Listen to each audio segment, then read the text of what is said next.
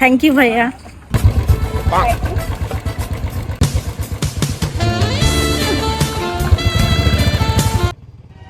দাদা ডান দিকে, ডান দিকে। দাদা 2 hours later.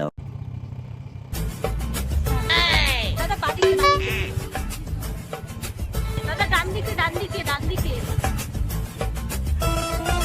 দাদা আরেকটু সামনে নামবো। বাস এই বাদিকে, বাদিকে দাঁড় করিয়ে দিন।